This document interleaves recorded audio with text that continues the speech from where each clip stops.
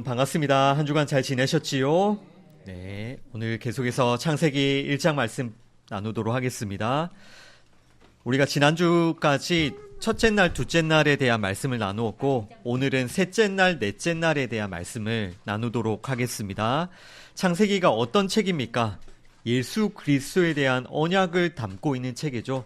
그래서 우리는 창세기를 통해서 반드시 예수님을 만나야 되고 그 십자가의 복음을 들어야 됩니다. 또 그 약속을 믿음으로 붙들어야 되고요. 이 창세기라는 책을 통해서 예를 들어서 우리의 어떤 호기심을 또 해결하고 채운들 그것이 어떤 의미가 있겠습니까? 그런 사람의 호기심이라는 것은 잠깐 있다가도 없어지고 그냥 일시적인 것일 뿐이지만 영원한 것은 하나님의 언약이죠. 그래서 하나님의 그 약속이기 때문에 구약, 신약이라고 하는 거잖아요. 따라서 창세기에서도 하나님께서 여러분들에게 어떤 약속을 주고 계신지 그 약속을 여러분들이 믿음으로 잘 붙드시기를 바랍니다. 첫째 날은 어떤 내용이었습니까? 그 혼돈과 공허와 흑암의 땅에 어떤 일이 일어났었죠? 네. 성령님께서 운행하시면서 예수님이라는 빛이 비추어졌고요. 이것이 태초입니다. 시간의 시작, 우리 세 사람의 시작. 그리고 하나님께서는 이 빛을 보시고 어떻다라고 하셨습니까? 빛이 하나님 보시기에 좋았더라. 이 말씀도 여러분 잘 이해하셔야 합니다. 하나님 앞에서의 선함, 또 하나님 앞에서의 완전함, 이것이 무엇인지를 여러분 잘 아셔야 돼요. 하나님께서 보시기에 좋았더라 라고 하시는 하나님 앞에서의 선함, 완전함은 예수님이라는 빛, 또 그 빛이 우리 죄인들에게 비추어지는 그 사건을 보시면서 하나님 너무 좋았다. 이것이 하나님 앞에서 참 선한 일이다 라고 말씀하십니다. 둘째 날에는 하나님께서 궁창으로 물과 물을 나누셨죠. 이 말씀을 보면서 우리는 반드시 홍해 사건과 노아의 홍수 사건을 떠올려야 되고요. 물이 합쳐지는 게 하나님의 심판이니까요. 하나님께서는 궁창을 펴서 그 물과 물을 나누시고 이때의 하늘, 궁창이라는 것은 하나님께서 다스리시는 그 셋째 하늘입니다. 그러니까 그 혼돈과 공허와 흑암이었던 우리 안에 하나님께서 통치하시는 하나님의 영역인 그런 새로운 하늘이 만들어졌다. 예수라는 빛이 비추어짐으로 하나님의 통치하시는 그 영역이 우리 안에 시작이 되었다. 그것이 물과 물을 나누면서 하나님이 펼치시는 하나님의 궁창. 네, 이것이 둘째 날이고 오늘 셋째 날로 가보도록 하겠습니다. 셋째 날 9절부터 13절까지 먼저 읽어보겠습니다. 하나님이 이르시되 천하의 물이 한 곳으로 모이고 묻이 드러나라 하시니 그대로 되니라. 하나님이 묻을 땅이라 부르시고 모인 물을 바다라 부르시니 하나님이 보시기에 좋았더라.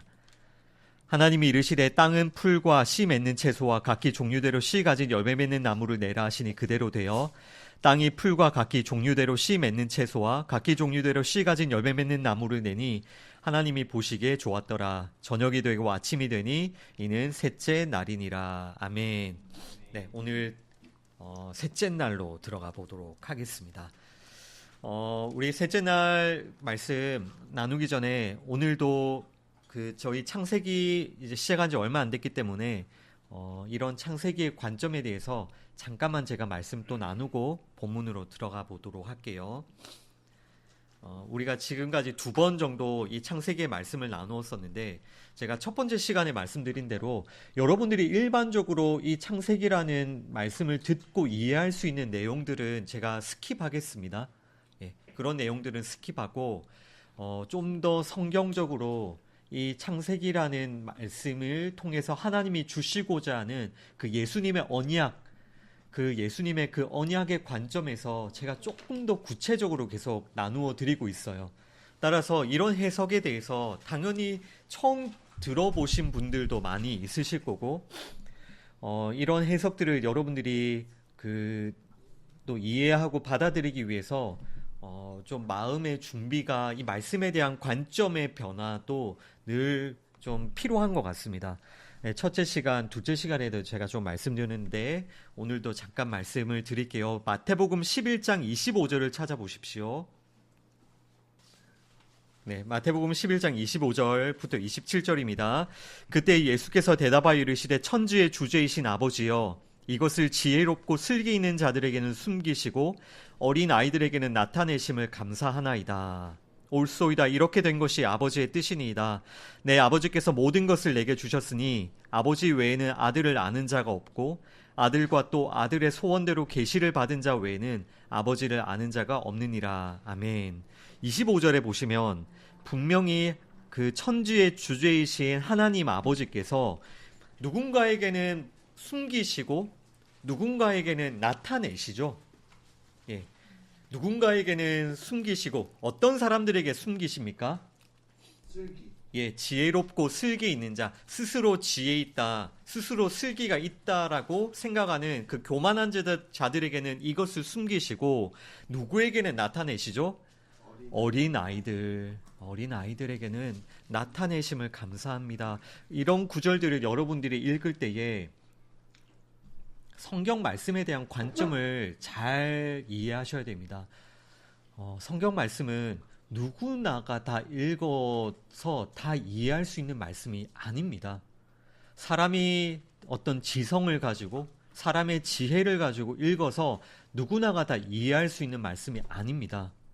왜냐하면 하나님께서는 누군가에게는 감추어 버리시고 누군가에게는 나타내시기 때문에 따라서 우리는 하나님께서 감추시고 또 때로는 드러내시는 그것을 보여주시기를 간절히 구하며 이 말씀을 보아야 되겠죠. 예를 들어서 창세기를 통해서도 하나님께서는 누군가에게는 감추시고 누군가에게는 드러내십니다. 똑같은 창세기를 읽었어요. A라는 사람과 B라는 사람이 읽었는데 A라는 사람에게는 무언가가 감추어져 있고 B라는 사람에게는 하나님께서 나타내시는 것입니다. 그러면 그것이 하나님께서 때로는 드러내시고 때로는 감추시는 게 무엇인지를 잘 아셔야죠. 그죠? 그리고 성령님의 조명을 받으셔야 되고 또 성령의 인도를 받은 성경 교사들의 도움을 반드시 받으셔야 돼요.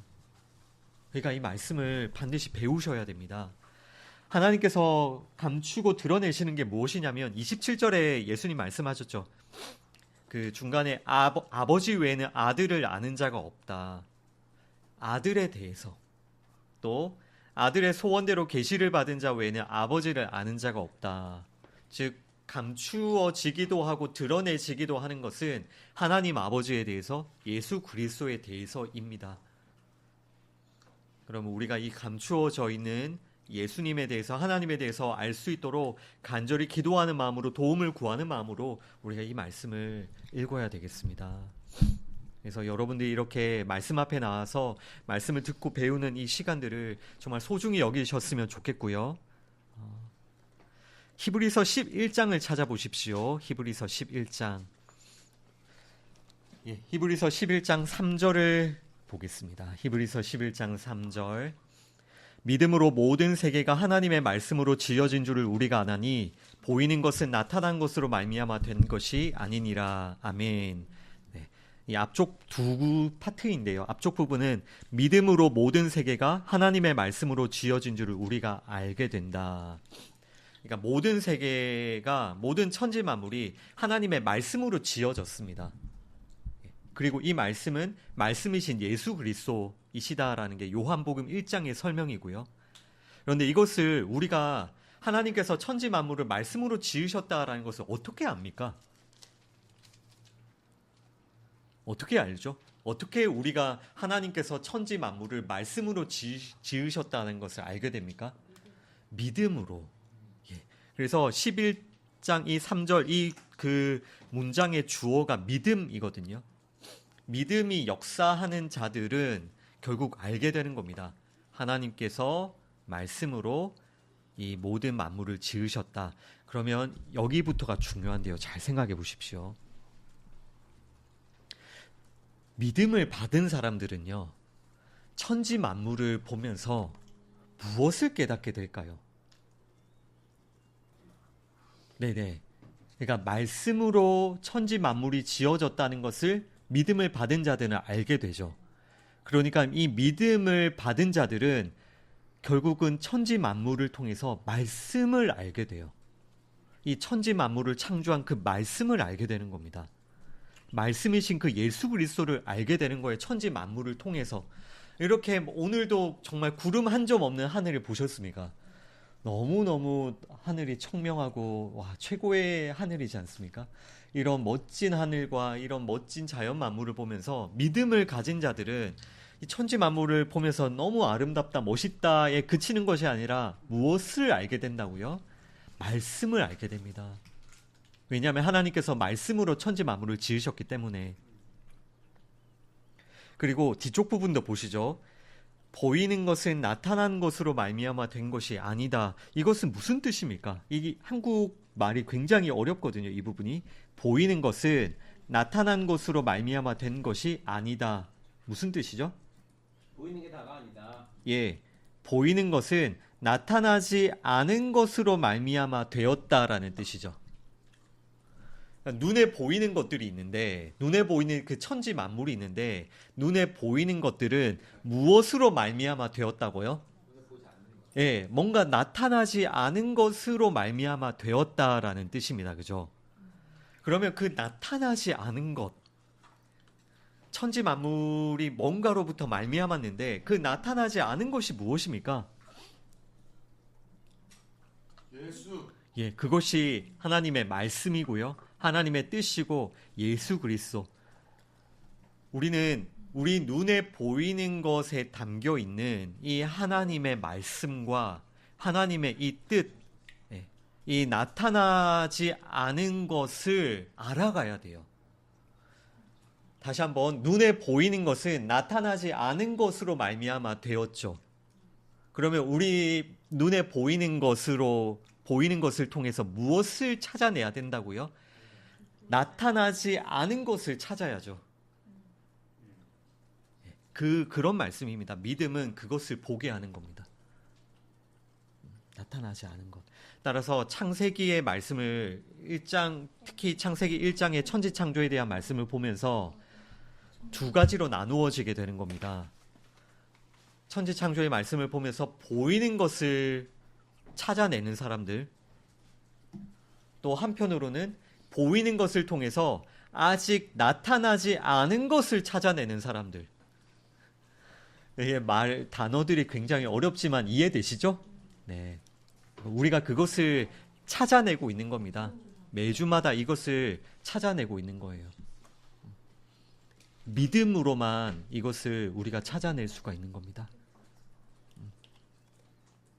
하나님께서는 창조하신 만물을 통해 자신을 계시하시고요. 예수님을 가르쳐 주시고요. 또 그 창조한 천지 만물을 통해서 우리를 구원하시는 그 구원의 계획과 약속을 우리에게 보여주십니다. 그런데 누군가는 껍데기만 보고요. 실제로 창세기 1장을 읽으면서도 천지 만물의 껍데기만 보게 되고요. 그러나 또 누구는 그것에 담겨져 있는 하나님의 약속, 그 하나님의 그 계시를 받게 되는 것입니다. 우리는 반드시 이것을 얻어야 되겠죠. 자, 베드로후서 1장도 찾아보십시오. 베드로후서 1장.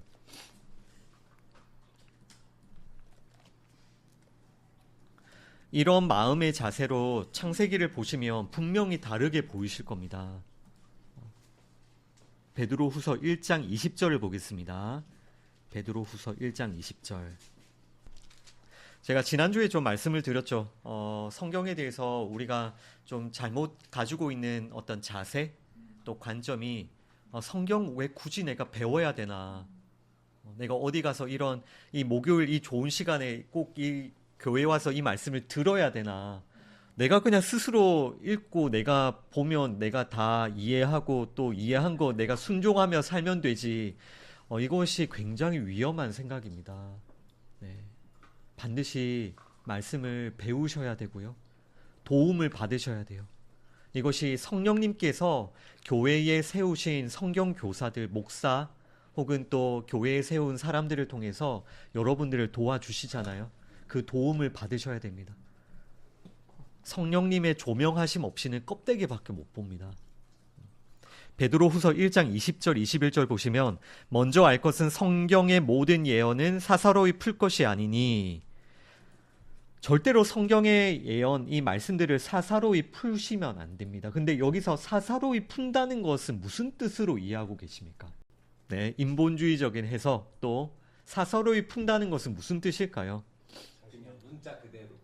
문자적인 해석. 본인 위주로. 네, 자신 중심적인 해석. 네. 21절에 보시면 예언은 언제든지 사람의 뜻으로 낸 것이 아니요 오직 성령의 감동하심을 받은 사람들이 하나님께 받아 말한 것임이라. 그러니까 이 성경의 예언을 사사로이 푼다는 것은 사람의 뜻으로 해석한다는 뜻이죠. 네, 사람의 뜻으로. 반드시 성령님의 도우심을 받아서 성령님의 감동하심을 받은 사람들이 이 말씀을 전달해 주셨기 때문에 이 성경을 읽는 우리도 성령님의 도우심을 받아야 합니다. 그러나 성령님의 도우심을 받지 않고 사람의 어떤 지성과 사람의 생각과 사람의 뜻을 가지고 해석하는 그 모든 해석들이 다 사사로운 해석들입니다. 사사로운 풀이들.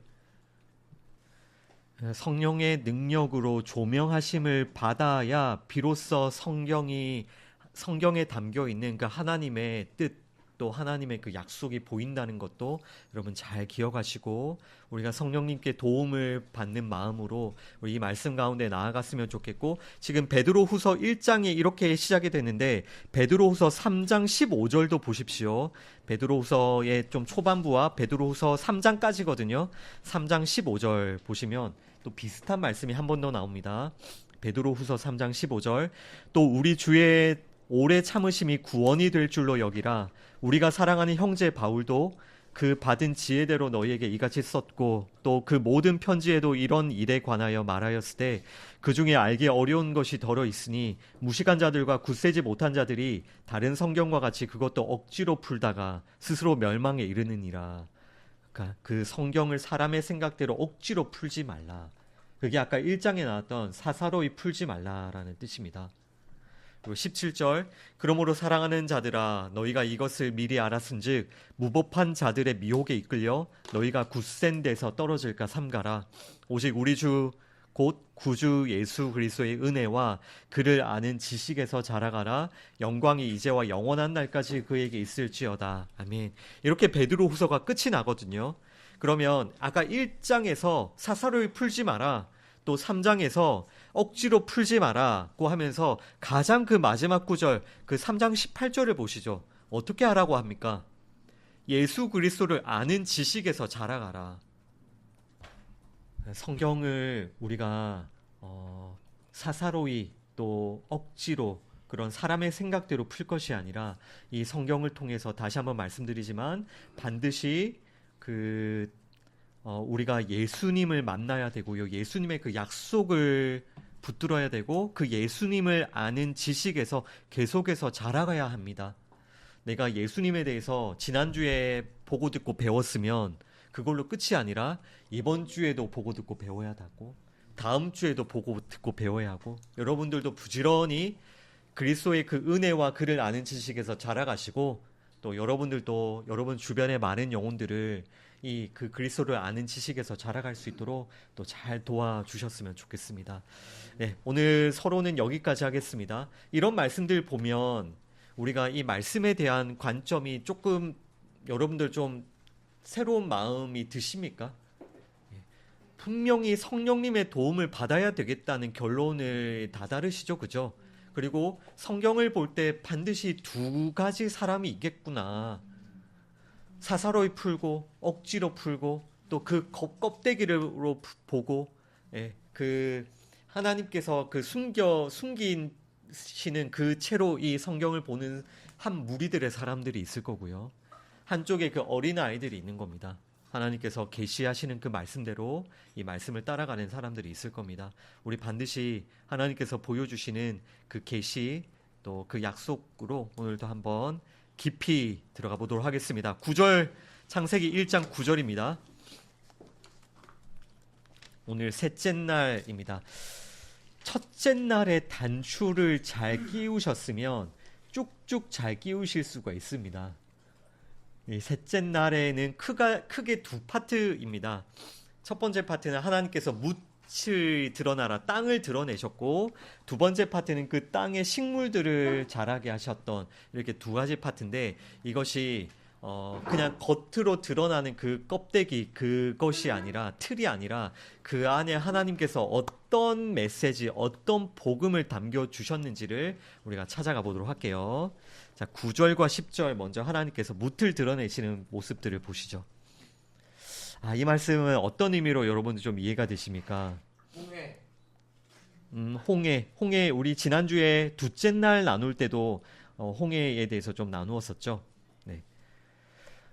우선 지금 9절과 10절에 9절에서 그 묻이 드러나라 물을 한 곳으로 모이고 묻을 드러내시죠. 또 10절에서 그 묻을 땅이라고 부르시고 물을 바다라고 부르시고 하나님이 보시기에 좋았다라고 하십니다. 우선 먼저 한 가지 정리해야 할 것은 둘째 날에 보시기에 좋았다라는 표현이 있었습니까? 없었어요. 둘째 날에 없었었고요. 지금 셋째 날에 10절에 한번 나오고 또 셋째 날에 12절에 끝에 보시면 하나님이 보시기에 좋았더라. 셋째 날에 두 번이 나오죠. 이거는 어떤 의미로 이해가 되십니까? 보시기에 좋았더라라는 이 말씀을 볼 때마다 제가 말씀드렸죠. 이게 창세기에 몇 번 나오고 뭐 몇째 날에 그 몇 번 나오고 이것을 암기하는 게 중요한 게 아닙니다. 하나님이 보시기에 좋았더라라는 이 말씀의 의미가 중요하다고 했죠. 이게 무슨 의미였습니까? 토부. 하나님 앞에서의 선함, 하나님께서 정말 선하게 여기시는 일이 무엇이었습니까? 예수님이라는 빛이 죄인들에게 비추이는 것. 예수님이 하나님 앞에서의 선하신 분이시고 예수님이라는 빛이 죄인들에게 비추어지는 그 사건이 하나님 앞에서의 참으로 선한 일이지 않습니까? 그러면 지금 여기 10절에서도 하나님께서 보시기에 좋았다라고 하는 것은 여기에도 그 예수님이라는 빛이 죄인들에게 비추어지는 그 복음이 담겨져 있는 것이죠. 그죠? 그것을 우리가 찾아내야 되죠. 그런데 둘째 날에 이 말씀을 하지 않으시는 것은 어떻게 이해하시면 되냐면 지금 둘째 날에 그 궁창으로 물과 물을 나누어셨죠. 그리고 셋째 날 이 9절과 10절에 하나님께서 땅을 드러내셨죠. 여기까지가 한 세트라는 겁니다. 여기까지가 한 세트로 보시기에 좋았더라. 너무 둘째 날, 셋째 날 막 이것을 막 나누어서 왜 둘째 날에 뭐 이 말씀 안 하셔? 이게 아니라 그 궁창을 펼치시고 묻을 드러내시고 이것이 보시기에 좋았더라. 이게 한 세트로 보시면 되는 것이죠. 그러면 묻을 드러내시는 것의 의미를 우리가 찾아가 볼 텐데 여기서 굉장히 중요한 것은요. 그 9절에서 물을 한 곳으로 모이고 묻이 드러나라라고 말씀하실 때 영어로는 분명히 let dry ground appear이라고 되어 있거든요. 그러니까 마른 땅이 드러나라. 이 묻이라는 것은 마른 땅입니다. 마른 땅. 그리고 10절에도 영어 성경에서는 God called the dry ground land. 그래서 그 묻을 dry ground로 그 번역을 했습니다. 마른 땅. 이 마른 땅이라는 것을 여러분 잘 기억하셔야 되고요. 원래 바다가 뒤덮여져 있었습니다. 땅 위에. 그런데 그 바다 물이라는 것은 둘째 날에 어떤 의미였습니까? 심판. 하나님의 진노의 심판이었죠. 그 물이 합쳐지는 게 심판이었잖아요. 홍해가 합쳐지는 것. 거기서 애굽의 군사들이 다 빠져 죽었잖아요. 심판이죠. 또 윗물과 아랫물이 합쳐지는 것. 그것이 노아의 홍수였죠. 그것이 심판이었죠. 우리 옛사람이 다 빠져 죽었던. 그러니까 물이 모이는 것은 심판인데 그 물이 걷어지고 묻이 마른 땅이 드러나는 것은 하나님의 그 심판으로부터 우리가 구원받는 사건을 설명하는 것은 당연히 이해가 되시죠. 그죠?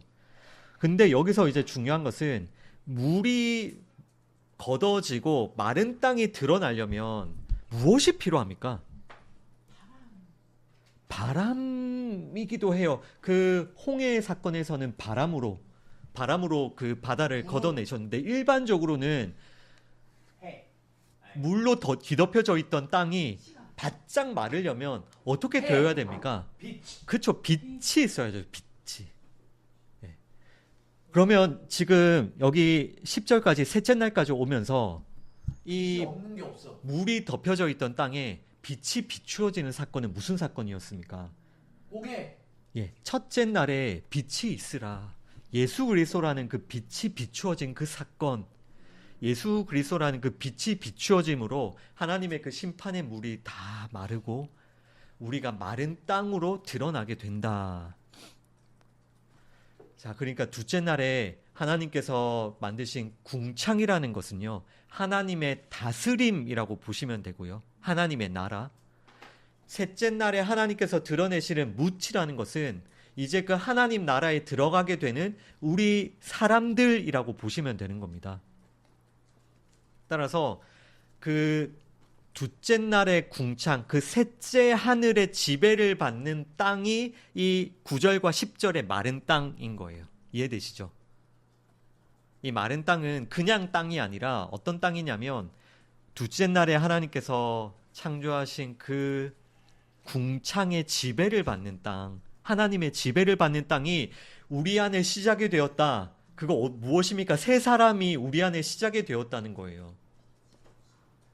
완전히 마른 땅, 그 하나님의 심판으로부터 건진받은 마른 땅이 우리 안에 시작이 된 겁니다. 그리고 그 세 사람은 무엇의 지배와 다스림을 받습니까? 하나님의 지배와 다스림을 받죠. 셋째 하늘에. 그것을 우리에게 설명을 하시는데요. 따라서 이 마른 땅, 이 물이 마르다라는 그 단어가 매우 중요하고요. 빛이신 예수님이 비추어져서 우리 안에 있는 그 물이 다 말라 우리가 이제 마른 땅으로서 하나님의 지배에 다스림에 나아가게 되는 그 모양입니다. 그것을 성경이 계속해서 반복적으로 이 사건에 대해서 설명을 하는데 우리가 세 군데만 좀 찾아보겠습니다. 먼저 첫 번째는 당연히 노아의 홍수 때 일어난 일이겠죠. 창세기 8장을 찾아보겠습니다. 1절입니다. 하나님이 노아와 그와 함께 방주에 있는 모든 들짐승과 가축을 기어가사 하나님이 바람을 땅 위에 불게 하심에 물이 줄어들었고 깊음의 샘과 하늘의 창문이 닫히고 하늘에서 비가 그침에 물이 땅에서 물러가고 점점 물러가서 150일 후에 줄어들고, 그러니까 2절에서 합쳐졌던 윗물과 아랫물이 합쳐졌던 그 심판에서 이제 그 나누어지는 거잖아요. 그 물과 물이 나누어지는 게 둘째 날이었죠. 그리고 이제 3절에서 물이 땅에서 물러가고 있는 겁니다. 이것이 셋째 날이고요. 쭉 넘어가서 8장 13절을 보십시오. 8장 13절 600일 첫째 달 곧 그 달 초하루 날에 땅 위에서 물이 거친지라 노아가 방주 뚜껑을 제치고 본즉 지면에서 물이 거쳤더니 둘째 달 21의 날에 땅이 말랐더라. 아멘. 이 The earth was completely dry. 그러니까 14절에 완전히 땅이 말랐더라. 방주를 통해서 하나님께서 구원할 자를 방주에 집어넣어서 어디로 인도하십니까? 마른 땅에. 그러면 그 방주에 탔던 자들이 마른 땅이 되었다라는 뜻인 거예요. 하나님의 그 심판의 물로부터 건짐을 받았다. 무엇을 통해서? 방주이신 예수 그리스도를 통해서. 이것이 예수님이라는 빛이 비추어져서 우리를 덮고 있던 그 하나님의 진노와 그 하나님의 심판이 다 걷어지고 예수님께서 그 진노와 심판을 십자가에서 다 받으셨지 않습니까? 그래서 우리가 이제는 마른 땅으로서 하나님의 그 지배를 받는, 하나님의 다스림을 받는 그 자리로 나아가게 되는 것을 이 노아의 방주 사건이 먼저 설명을 하고 있는데, 여기서도 중요하게 여러분들이 기억해야 될 것은 물이 말랐다라는 것의 의미, 마른 땅이 되었다라는 것의 의미. 두 번째로 홍해 사건도 보겠습니다. 출애굽기 14장 21절입니다. 우리가 계속해서 셋째 날에 하나님께서 물을 다 모으시고 그 완전히 마른 땅을, 그 묻을 땅을 드러내시는 게 무슨 의미인지를 살펴보고 있습니다. 출애굽기 14장 21절 모세가 바다 위로 손을 내밀매 여호와께서 큰 동풍이 밤새도록 바닷물을 물러가게 하시니 물이 갈라져 바다가 마른 땅이 된지라. 바다가 무엇이 되었다고요? 마른 땅이 되었다. 우리는 상상하기를 홍해를 하나님께서 갈라 주셨을 때에 그 땅이 어떤 땅이었을 거라고 주로 상상을 합니까? 예, 막 뭐 물고기 막 지금 저기서 펄떡거리고 있고 막 꽃게 막 이렇게 다니고 있고 막 저기서 진흙에 빠져가지고 막 나오지를 못하고 막 뻘에 빠져가지고 우리 마치 그 서해에 그런 곳에 가는 것처럼 막 빠져가지고 막 뒤에서 그 이집트 마병들이 쫓아오는데 발 빠져가지고 막 오도 가도 못하고 그런 것을 계속 상상하는데 그런 땅이 아닙니다. 완전히 마른 땅입니다. 완전히 마른 땅. 그 마른 땅이라 바다가 마른 땅이 되었다라는 것이 이제는 우리가 하나님의 그 진노와 심판으로부터 구원을 받았다. 우리 옛사람은 예수 그리스도와 함께 그 십자가에 죽었다. 그 바다에 빠져 죽었다. 그리고 이제는 새 사람으로 마른 땅으로부터 걸어 나온다. 이것이 홍해 사건인데 여기서는 아까 노아의 방주에서는 빛이신 예수님이 무엇을 통해 계시가 되었습니까? 노아의 홍수 때는 빛이신 예수님이 방주로서 계시가 되었죠. 그러면 이 홍해 사건에서는 빛이신 예수님이 무엇으로 계시가 됩니까? 마른 땅은 우리고요. 큰 동풍. 아, 동풍은 네, 동풍보다는 예, 모세입니다. 모세. 빛이신 예수님이 모세. 그러니까 이스라엘 백성이 하나님께서는 이스라엘 백성을 모세 안에 집어넣으셨어요. 하나님께서 이스라엘 백성을 모세 안에 집어넣어서 그 홍해를 통과하게 하시거든요. 이때의 모세가 빛이신 그 예수 그리스도를 예표하고 있는 것입니다. 그래서 모세가 바다 위로 손을 내미니 그 물이 걷어지게 된 것이죠. 이것이 예수 그리스도라는 빛이 그 우리 물로 덮여 있었던 우리 땅에 그 빛이 비추어지는 그 사건인 것입니다. 네, 마지막으로 이스라엘 백성들이 요단강을 건널 때의 사건도 함께 보도록 하겠습니다. 여호수아 3장 17절입니다. 여호수아 3장 17절.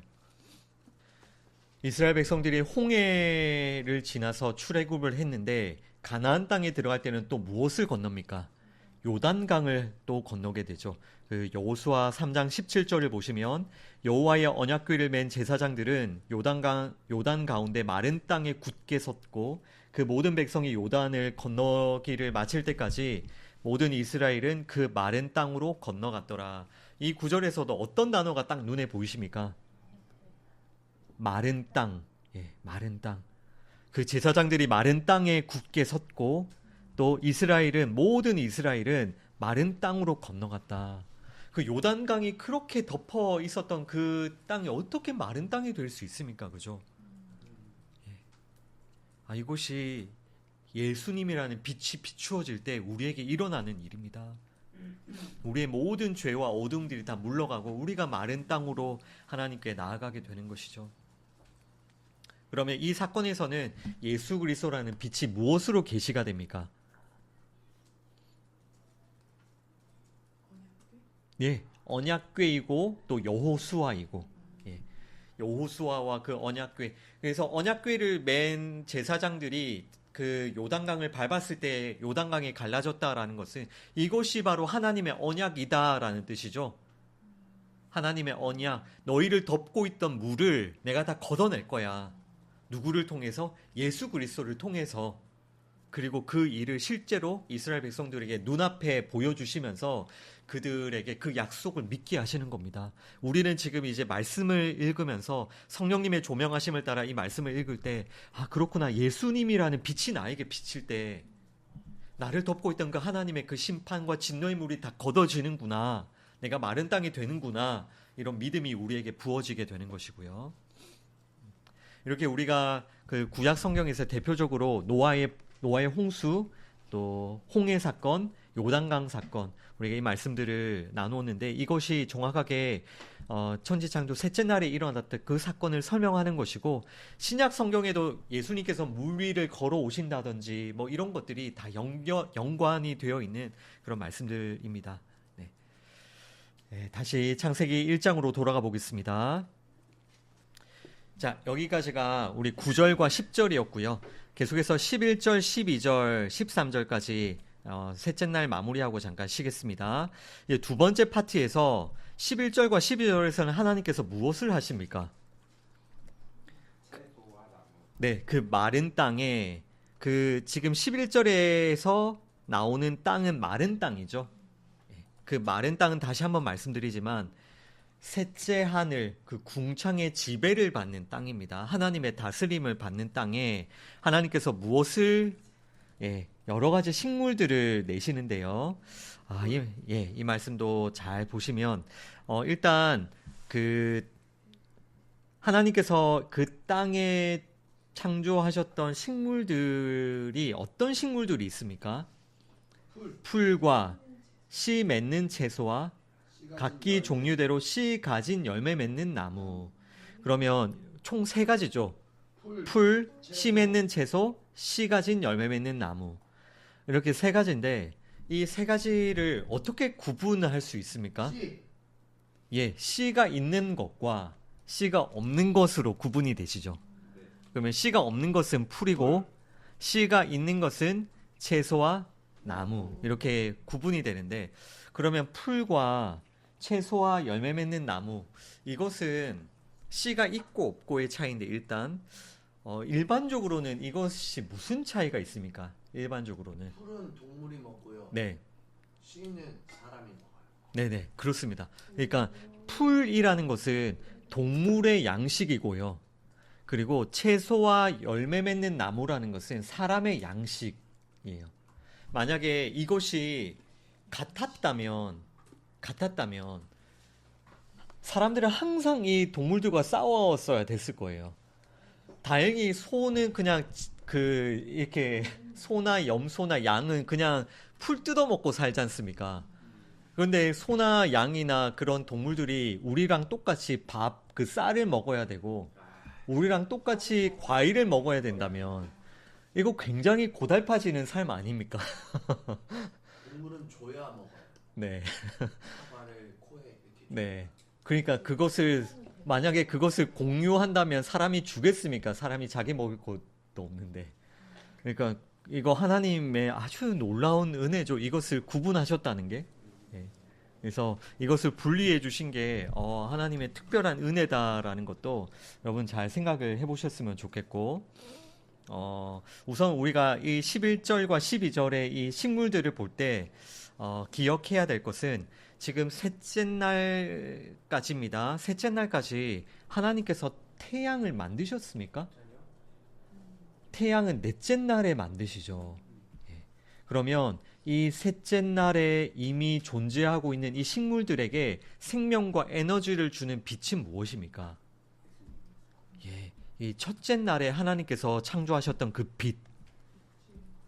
그러니까 식물이라는 것은 하나님께서 우리 사람들에게 주시는 양식이지 않습니까? 그 양식이 누구로부터 주어진다는 겁니까? 예수님이라는 빛으로부터 주어진다는 겁니다. 우리가 눈에 보이는 그 태양을 의지할 것이 아니라 우리에게 참된 양식을 주시는 그 예수 그리스도를 의지해야 된다라는 것도 잘 기억을 하시고요. 그러나 여기서 가장 중요한 것은 어쨌든 씨앗입니다. 씨를 가진 채소, 또 씨를 가진 열매 맺는 나무를 하나님께서 창조해 주셨다. 이것을 통해서 하나님께서는 우리에게 분명히 어떤 약속을 주고 계시는데, 여기서 이 채소와 그 열매 맺는 나무는 어쨌든 하나님께서 우리 사람에게 주신 거잖아요. 사람에게 허락해 주신 건데 그것들이 다 씨앗을 가지고 있습니다. 그러면 하나님께서는 우리가 늘 양식을 먹을 때마다 무엇을 기억하라는 뜻입니까? 씨앗을 기억하라는 겁니다. 날마다 이 양식을 먹고 우리가 살아갈 때마다 그 양식이 원래 그 식물들이 가지고 있었던 그 씨앗을 기억하라라는 뜻이죠. 그런데 거기서 그 씨앗이 무엇입니까? 씨앗. 예, 그 씨앗이 첫째 날에 빛이신 그 예수 그리스도를 지금 우리들에게 조금 더 정확하게 설명하기 위해서 하나님께서는 그 씨앗으로 첫째 날에 그 빛이신 예수님을 우리에게 설명해 주시는 거예요. 그러니까 여기서 식물들이 품고 있는 그 씨앗이라는 것은 첫째 날에 빛이신 그 예수님이시고요. 그러면 우리는 이렇게 질문을 해봐야 되겠죠. 그 예수님이라는 빛을 왜 하나님께서는 씨앗이라는 것으로 우리에게 설명을 하실까요? 어떻게 생각하십니까? 예, 요한복음 12장 24절을 보시죠. 하나님께서 왜 그 식물들에게 우리가 먹는 양식에 그 씨앗을 담아서 우리에게 주시는지, 왜 예수 그리스도라는 그 빛을 씨앗으로 설명을 해주시는지를 잘 보십시오. 요한복음 12장 24절입니다. 요한복음 12장 24절. 내가 진실로 진실로 너희에게 이르노니 한 알이 미리 땅에 떨어져 죽지 아니하면 한 알 그대로 있고 죽으면 많은 열매를 맺느니라. 아멘. 그러니까 그 씨앗이라는 것은 어떤 특징을 가지고 있습니까? 땅에 심겨져야 되고요. 죽어야 됩니다. 죽어야 새로운 싹을 트이는 게 씨앗이 가지고 있는 아주 중요한 특징입니다. 그러면 예수 그리스도라는 빛이 우리 흑암과 공허, 암흑에 있는 혼돈에 있는 우리 죄인들에게 비추어진다. 그 빛이신 예수님을 하나님께서 씨앗으로 우리에게 설명하신다는 것은 무슨 뜻입니까? 예수님이 우리에게 오셔서 우리 안에 심겨진다라는 뜻이죠. 여기서 씨앗이 그 땅에 심겨지지 않습니까? 그런데 그 땅은 누굽니까? 우리들이죠. 지금 마른 땅인 그 흙이 우리들이잖아요. 예수 그리스도라는 그 씨앗을 하나님께서 우리 안에 심겨주시는 겁니다. 그리고 그 예수 그리스도의 그 죽으심으로부터 새로운 생명이 터져 나오는데 그것이 우리 안에서 새 생명이 시작이 되는 역사인 것이죠. 예수님이 이 땅에 오셔서 죽으시고 부활하셨다라는 것, 우리가 늘 잘 알고 있는 복음인데, 그것도 물론 맞는 그 설명이지만 조금 더 정확하게는 예수님이라는 씨앗이 어디에 심겨졌습니까? 죽어있던 우리들, 이 완전히 그 하나님의 진노와 심판 안에 있던 우리에게 심겨져서 예수님이 죽고 썩어지심으로 우리를 덮고 있던 모든 하나님의 그 진노의 심판이 다 걷어지고 마른 땅에서 새로운 생명이 시작이 되는 겁니다. 그것이 지금 이 셋째 날에 그 하나님께서 이 식물들을 이 땅에 내시면서 우리에게 가르쳐주시는 그 역사인 거예요. 그 구원의 역사, 이 약속을 우리에게 주고 계시는 겁니다. 그러면 하나님께서 우리가 이 식물들을 먹으면서 항상 무엇을 기억하기를 원하실까요? 내 안에 심겨지신 그 예수 그리스도, 나를 위해 죽으신 그 예수 그리스도, 예수님의 죽으심과 부활하심을 통하여 시작된 새로운 생명을 날마다 기억하고 떠올리게 하시는 것입니다.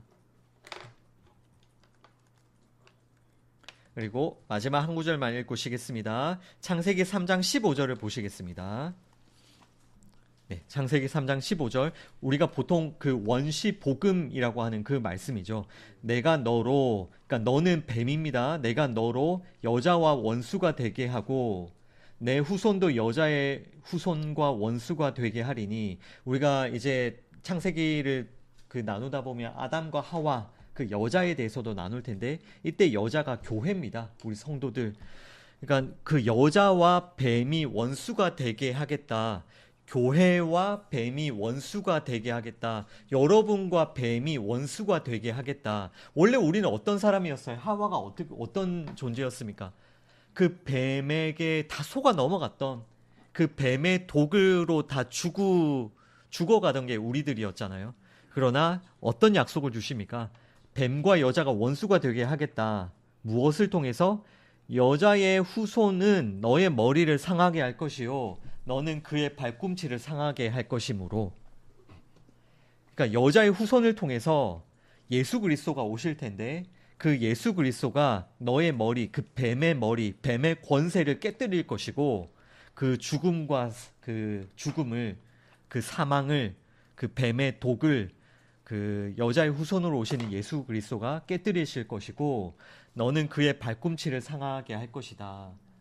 예수님의 이 십자가의 죽으심을 통하여서 그 뱀의 머리가 박살나게 될 것이다. 그래서 여기서 예수 그리스도가 누구의 후손으로 온다고 했습니까? 여자의 후손으로 온다고 했죠. 여기서 아까 말씀해 주신 것처럼 이 후손이라는 것이 씨앗이에요. 씨. 네. 하나님께서는 그 식물들에게 씨를 주시고 우리가 항상 씨앗을 그 땅에 심잖아요. 근데 그 씨앗은 진짜 겉으로는 다 죽어 있는 것처럼 보여요. 검은색이고 딱딱하고 그 모든 씨앗이 다 그래 보이잖아요. 그 씨앗을 보면서 누가 살아있다라고 느낍니까? 그죠? 씨앗은 다 죽어 있는 것처럼 보여요. 그러나 그것이 땅에 심겼을 때에 그 씨앗이 깨뜨려지고 쪼개지고 죽어짐으로 새로운 생명이 터져 나오는데 우리가 그런 식물들을 보면서 하나님께서 예수님이라는 그 씨앗을 우리를 위해 심겨주시고 예수님의 죽으심을 통해서 새로운 생명을 우리 안에 시작해 주시는구나. 이 약속을 하나님께서 셋째 날을 통해서 우리에게 보여주고 계시는 겁니다. 자, 그러니까 셋째 날에 일어났던 일들을 잘 유심히 보시면 하나님께서 우리를 덮고 있던 모든 그 진노와 심판의 물들을 다 걷어내시고 예수 그리스도라는 빛을 비추셔서 우리를 마른 땅으로 드러내시죠. 또 거기에 그 식물을 심으셔서 그 식물들에게 그 씨앗을 담아 주시면서 예수 그리스도라는 빛이 비추어 주신 것은 예수님이 우리에게 빛을 비추어 준 사건은 바로 예수님이 씨앗으로 우리 가운데 오셔서 심겨주시고 죽어주심으로 우리 안에 새로운 생명이 시작되었다. 그것이 빛이 비추어진 사건이다. 그것을 우리에게 설명해 주고 계시는 거고요. 또 어쨌든 결론적으로는 그 무태, 그 땅에 식물들이 가득하죠. 또 지금 열매들이 가득하죠. 그런데 이 채소와 그 식물들은 무엇으로부터 시작된 것입니까? 그 씨앗으로부터 시작된 게 그 땅 위에 가득하지 않습니까? 그러니까 그 모습이, 식물들이 가득한 모습이 이제는 우리 안에 예수님이 심겨주시고 우리가 하나님의 다스림 가운데 우리 안에 예수님이 맺어가시는 그 열매가 풍성한 그 상태를 보여주는 게 땅 위에 식물들이 푸르르게 다 덮어져 있는 그 상태인 거예요. 우리 처음에 그 시작이 어땠습니까? 그 2절에서 우리의 상태가 어떤 상태였는지 기억나시죠? 공허. 예. 땅은 원래 혼돈하고 공허하고 흑암이 깊음 위에 있고 그 물로 완전히 뒤덮여져 있었던 게 우리의 상태인데 예수 그리스도라는 빛이 비추어짐으로 우리의 상태가 어떻게 되었습니까? 완전히 마른 땅이 되었고 그 셋째 하늘의 다스림을 받으면서 이제는 그 씨앗으로부터 시작된 그 열매가 우리 안에 가득한 그런 상태로 하나님이 빚어가신다. 이것이 하나님의 그 우리를 구원해 가시는 안식으로 인도하시는 그 하나님의 새 창조의 그 과정이다라는 겁니다. 그러면 여러분들도 그런 과정들을 지금 삶 가운데 실제로 경험하고 계시는 거죠. 예, 그래서 우리 안에 있는 성령님께서 맺어주시는 그런 열매들을 경험하고 우리가 그 예수님을 알아가면 알아갈수록 예수님을 점점점 닮아가고 그 예수님의 삶을 따라가게 되는 게 우리 삶 가운데 예수님으로 말미암아 가득해지는 그런 열매들, 그 모습을 여러분들 잘 기억하시면 좋겠습니다. 이제 넷째 날로 넘어가겠습니다. 넷째 날도 더 집중해서 보셔야 그 복음 메시지들을 잘 찾아내실 수 있으실 거예요. 14절부터 19절까지인데 일단은 말씀 읽어보겠습니다. 하나님이 이르시되 하늘의 궁창에 광명체들이 있어 낮과 밤을 나누게 하시고 그것들로 징조와 계절과 날과 해를 이루게 하라. 일단 14절을 읽었을 때 이 광명체가 무엇인가라는 걸 알 수 있습니까? 해달별. 네, 해와 달과 별. 그래서 예전에 일월 성신이라고 했죠. 15절 또 광명체들이 하늘의 궁창에 있어 땅을 비추라 하시니 그대로 되니라.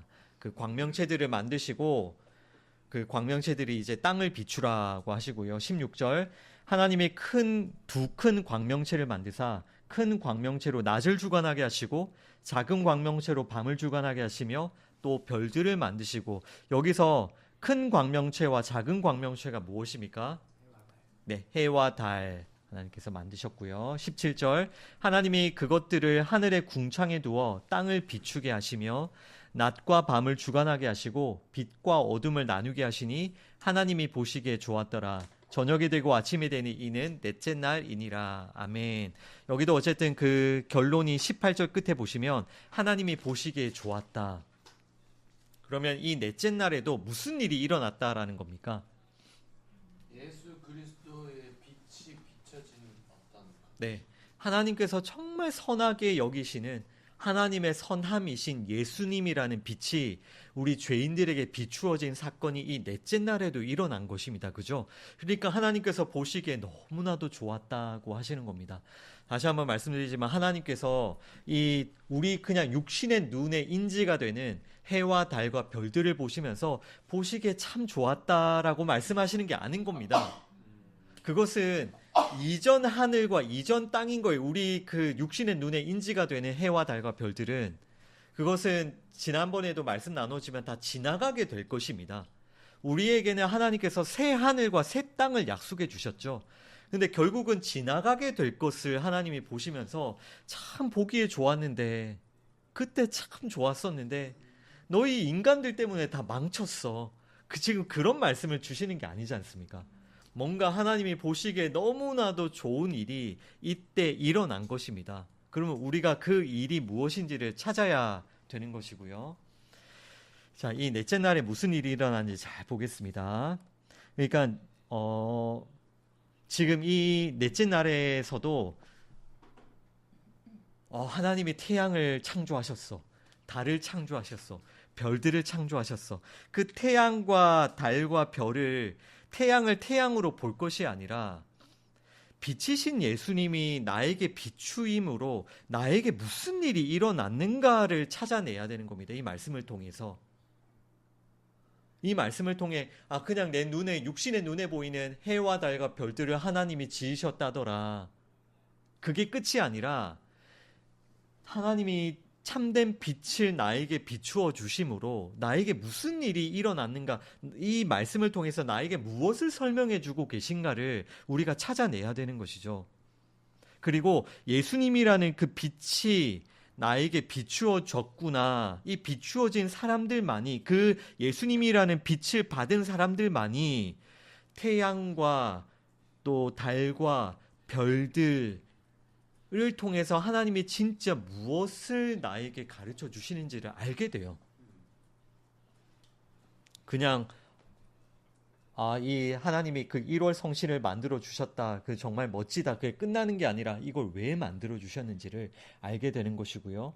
또 그 예수님이라는 그 빛이 비추어져야 그 태양 1월 성신을 그 우상 숭배하는 것을 그만두게 돼요.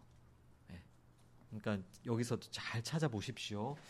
자, 우선은 이 14절부터 19절까지 읽으면서 여러분들은 반드시 무엇을 찾아내셔야 되냐면요. 하늘의 궁창이라는 단어를 잘 보셔야 됩니다. 하나님께서 이 태양과 달과 별들을 어디에 두셨습니까? 그런데 그냥 궁창이 아니라 하늘의 궁창. 역전앞이에요. 그래서 14절에 보시면 하늘의 궁창에 광명체들이 있다. 그러니까 영어로도 in the expanse of the sky. 그죠? 하늘의 궁창에 하나님께서 이 광명체들을 두셨고요. 15절도 보시죠. 또 그 광명체들이 어디에 있다고? 하늘의 궁창에 있다. 또 17절에도 보시면요.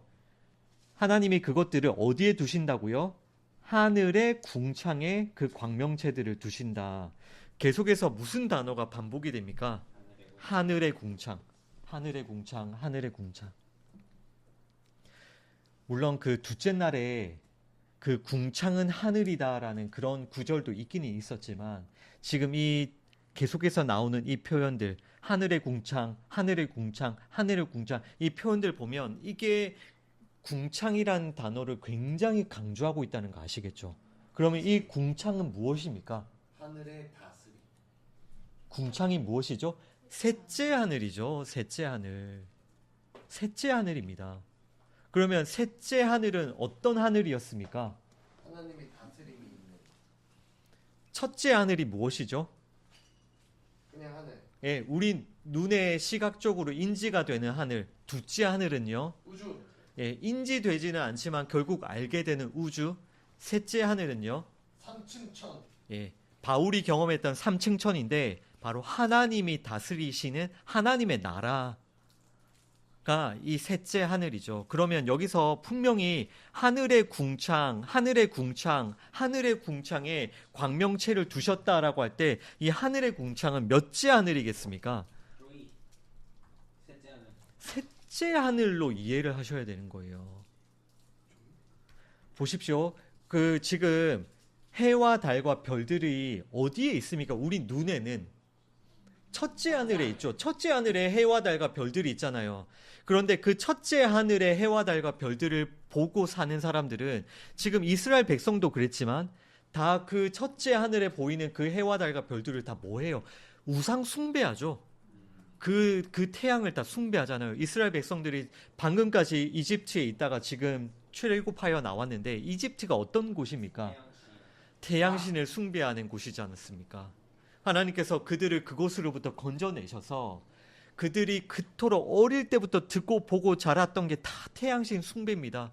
너희들이 그렇게 숭배했던 그 태양을 하나님께서 왜 만드셨고 그 태양을 통해서 결국 너희들이 무엇을 바라보아야 되는지 가르쳐 주시는데 하나님께서는 지금 이 태양을 가르쳐 주시면서 먼저 무엇을 계속 언급하시냐면 하늘의 궁창에 그러면 하늘의 궁창에 있는 광명체인데요. 하늘의 궁창에 있는 광명체인데 그러니까 하늘의 궁창에 있는 광명체이기 때문에 이 광명체들이 무엇을 설명하는 겁니까?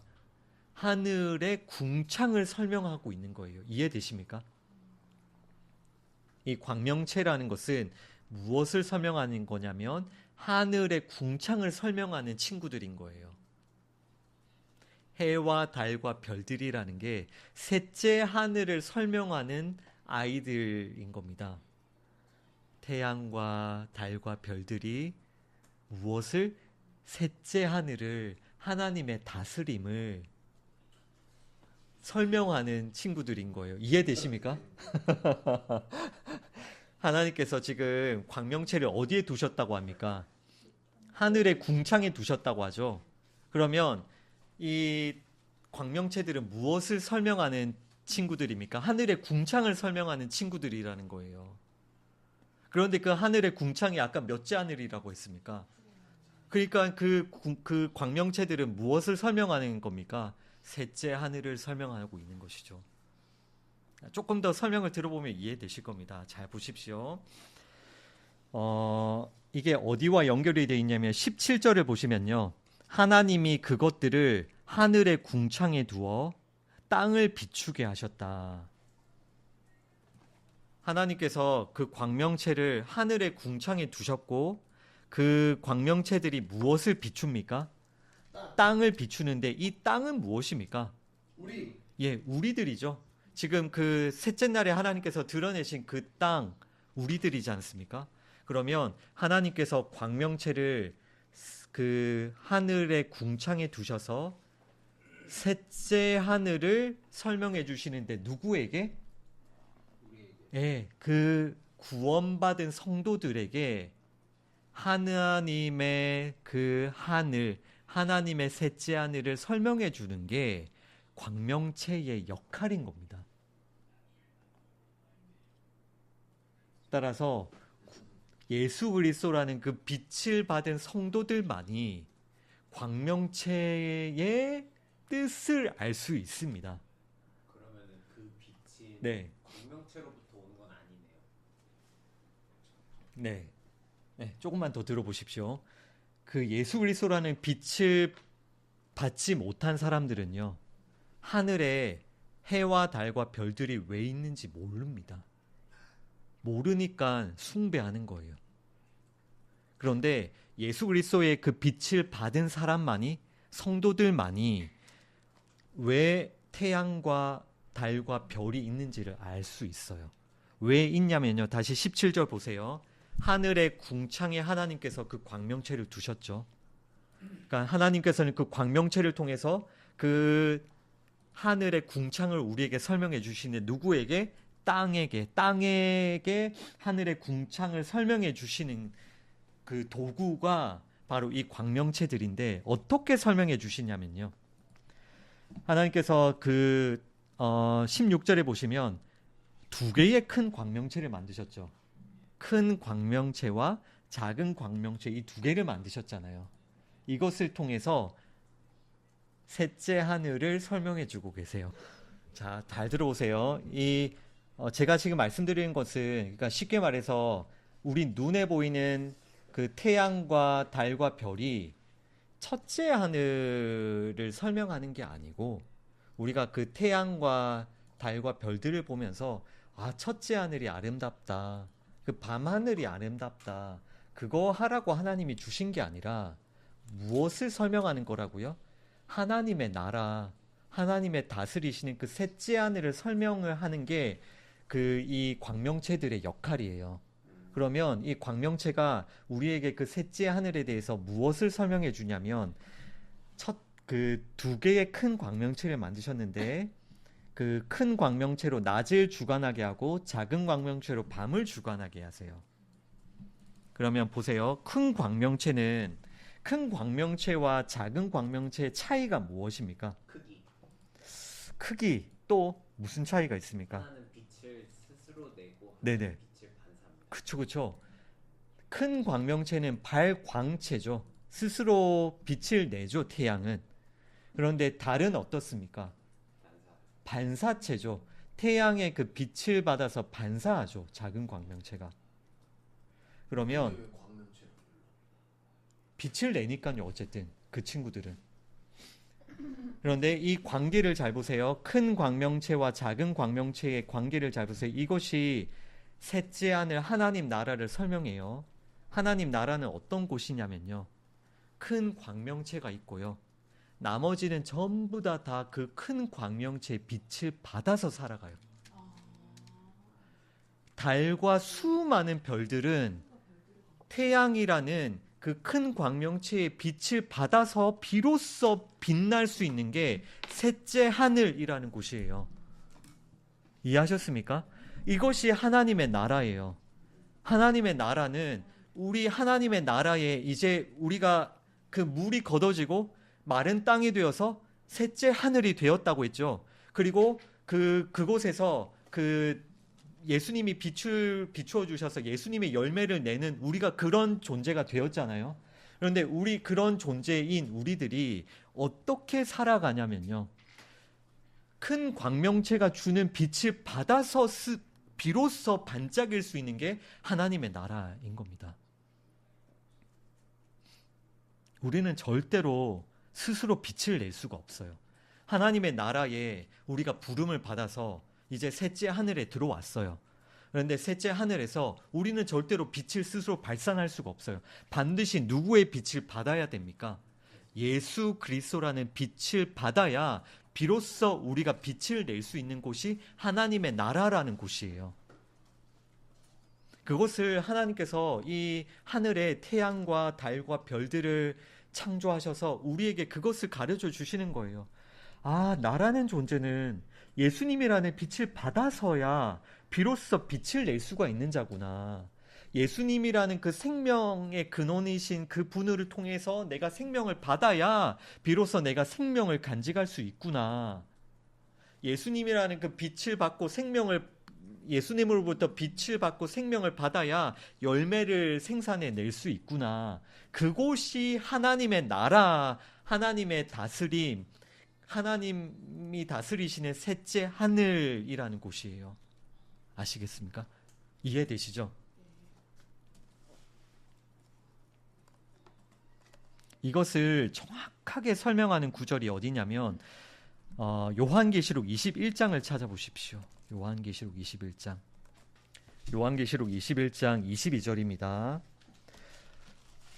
그러니까 이 말씀을 예를 들어서 넷째 날 같은 말씀을 읽으면서 하나님이 태양을 창조하셨구나, 달과 별을 창조하셨구나, 너무너무 멋지고 아름답다, 이렇게 넘어가면 그 껍데기만 보는 겁니다. 근데 그 껍데기, 그 틀에 하나님이 무슨 약속과 어떤 언약을 담아 주셨는지를 잘 보셔야 돼요. 요한계시록 21장 22절입니다. 성 안에서 이곳은요, 셋째 하늘이에요. 하나님께서 다스리시는 그 새 하늘과 새 땅. 성 안에서 내가 성전을 보지 못하였으니 이는 주 하나님 곧 전능하신 이와 및 어린 양이 그 성전이심이라. 그 성은 해나 달의 비침이 쓸데없으니 이는 하나님의 영광이 비치고 어린 양이 그 등불이 되심이라. 그러니까 하나님의 나라라는 곳은요, 누구의 빛을 받고 살아가는 곳입니까? 예, 하나님의 영광, 그 어린 양의 등불을 받아서 살아가는 게 하나님의 나라라는 곳이에요. 그리고 24절 보시면 만국이 그 빛 가운데로 다니고 땅의 왕들이 자기 영광을 가지고 그리로 들어가리라. 그 하나님의 나라, 그 새 하늘과 새 땅에 들어가는 사람들도 빛 가운데로 가고 또 땅의 왕들이 자기 영광을 가지고 그리로 들어가게 되는데, 이 영광은 어떤 영광입니까? 예수 그리스도라는 그 빛의 근원을 통하여서 그 빛을 가지고 있는 자들, 그 빛을 다 예수님의 그 빛을 받아서 그 빛을 가지고 예수님의 영광을 가지고 하나님의 나라에 들어가는 자들의 모습인 겁니다. 25절 낮에 성문들을 도무지 닫지 아니하리니 거기에는 밤이 없음이라. 왜냐하면 예수님이라는 빛이 비추고 있으니까요. 사람들이 만국의 영광과 존귀를 가지고 그리로 들어가겠고, 이게 무슨 모습입니까? 예수님의 그 빛을 받은 상태, 너무나도 반짝반짝 빛나는, 그래서 그 구원받은 성도들이 계시록에서는 막 보석으로 표현되기도 하고, 이렇게 그 영광과 존귀를 가지고 그곳에 들어간다고도 설명이 되는 거예요. 왜냐하면 예수님의 그 빛을 받은 자들이니까. 그게 아까 그 넷째 날에는 무엇으로 설명이 되냐면 달과 별들, 태양으로부터 그 빛을 받은 자들. 27절 무엇이든지 속된 것이나 가증한 일 또는 거짓말하는 자는 결코 그리로 들어가지 못하되 오직 어린 양의 생명책에 기록된 자들만 들어가리라. 어린 양의 생명책에 기록된 자들, 어린 양의 그 빛을 받은 자들만이 셋째 하늘, 하나님의 나라, 새 하늘과 새 땅에 들어가게 되는데요, 그들의 모습이 어떠냐면요, 예수님이라는 그 태양, 예수님이라는 그 빛의 근원으로부터 빛을 받아서 반사하는 자들이에요. 그 빛을 드러내는 자들, 엄밀히 말해서 따라서 이 성도들이 그 발산하는 빛이라는 것은 성도들 자신의 빛이 아니라 우리 안에 계신 예수 그리스도의 그 빛이 드러나는 겁니다. 그 모습이 그 셋째 하늘에 들어가는 성도들의 모습인 것이죠. 시편 8편도 찾아보시죠. 네, 시편 8편 1절부터 보겠습니다. 여호와 우리 주여, 주의 이름이 온 땅에 어찌 그리 아름다운지요, 주의 영광이 하늘을 덮었나이다. 이 다윗이 하늘을 보면서 하나님의 영광을 찬양하거든요. 그러니까 눈에 보이는 하늘을 찬양하는 게 아니라 이 하늘을 덮고 있는 하나님의 영광을 찬양합니다. 그것이 셋째 하늘을 바라보며 그 새 하늘과 새 땅을 바라보며 하는 찬양이잖아요. 근데 2절을 잘 보세요. 2절이 아니구나. 3절인데 일단 2절 읽을게요. 주의 대적으로 말미암아 어린 아이들과 젖먹이들의 입으로 권능을 세우시며 이는 원수들과 보복자들을 잠잠하게 하려 함이니이다. 그리고 나서 3절을 잘 보시죠. 주의 손가락으로 만드신 주의 하늘과 주께서 베풀어 두신 달과 별들을 내가 보오니 사람이 무엇이기에 주께서 그를 생각하시며 인자가 무엇이기에 주께서 그를 돌보시나이까. 3절을 읽으면서 무엇이 좀 이상하다고 생각하십니까? 손가락으로. 네, 3절에 무엇이 없죠? 해가 없잖아요. 지금 다윗이 하늘을 보면서 막 찬양을 하는데 왜 해를 언급하지 않을까요?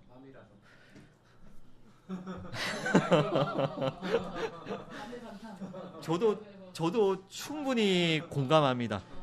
지금 다윗이 밤에 그 달과 별들을 보면서 하나님을 이렇게 찬양할 수도 있죠.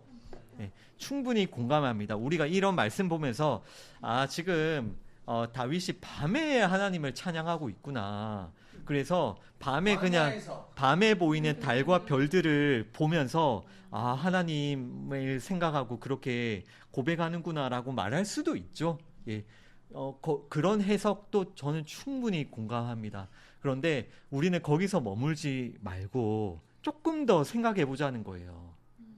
왜 지금 다윗이 태양을 언급하지 않겠습니까? 잘 보세요. 3절에 주의 손가락으로 만드신 주의 하늘과 하나님의 하늘과, 그러니까 1절에 주의 영광이 하늘을 뒤덮었다라고 할 때 분명히 지금 다윗은 하나님의 하늘, 하나님이 다스리시는 그 셋째 하늘을 바라보고 찬양하고 있는 것입니다. 왜냐하면 지금 첫째 하늘을 바라보면 다윗은 찬양을 못합니다. 지금 내가 지금 죽게 생겼고 지금 내 목숨이 위협받는 게 첫째 하늘에 있는 상태인데 무슨 찬양이 튀어나오겠습니까?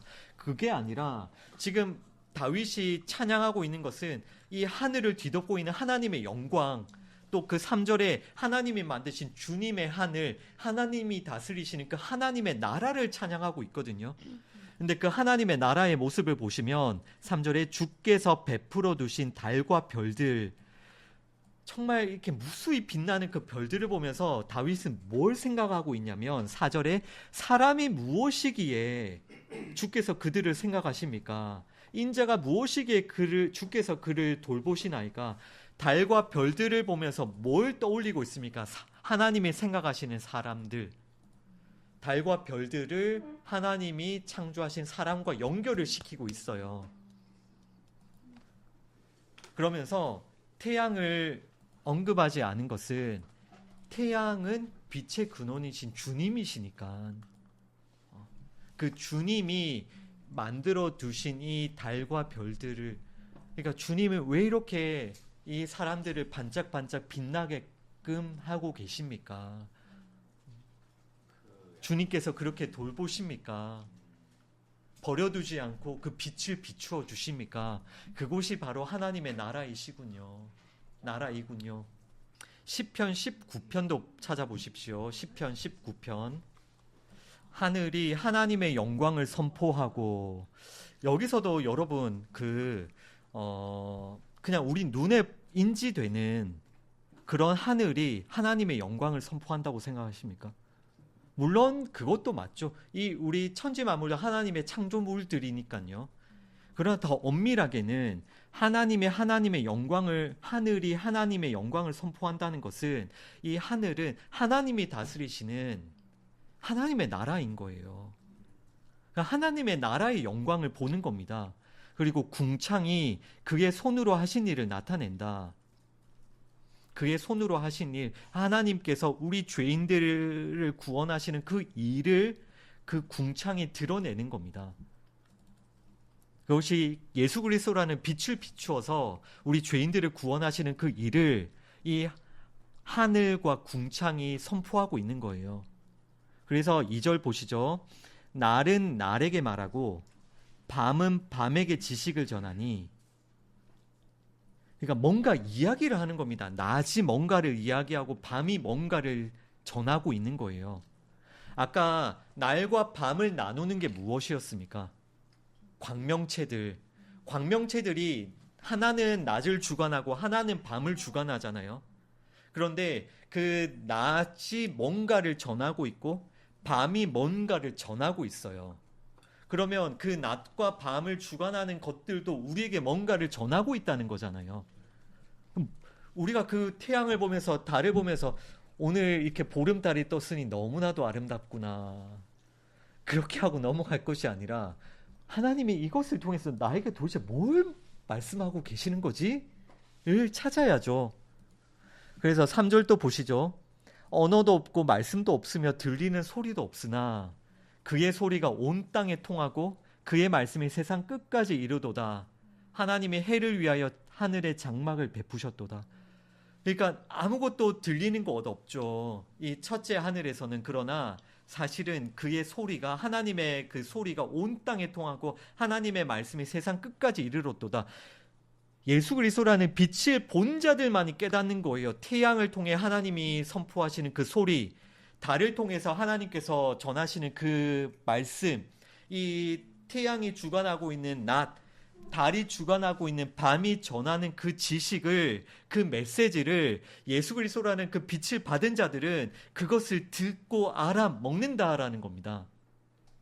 뭘 알아먹냐면, 하나님의 나라라는 곳은, 하나님의 나라는 어떤 곳이냐면 다 반짝반짝 빛나는 성도들이 모여 있는 곳이 하나님의 나라인데, 그 성도들이 어떻게 빛나게 되냐면 태양이라는 발광체를 통해서 모든 달과 별들이 반짝반짝 빛나는 것처럼 빛이신 예수님을 통해 모든 성도들이 그 빛을 받고 그 생명을 받고 반짝반짝 빛나는 곳이 바로 셋째 하늘 하나님의 나라이구나. 그것을 알게 되는 거예요. 그 말씀을 듣게 되는 거예요. 그것이 빛을 받은 자들이 태양을 보면서 달을 보면서 그 수많은 은하수와 별들을 보면서 그 하나님의 영광, 하나님의 나라를 깨닫게 되는 겁니다. 다시 그 창세기로 돌아가서 마무리하겠습니다.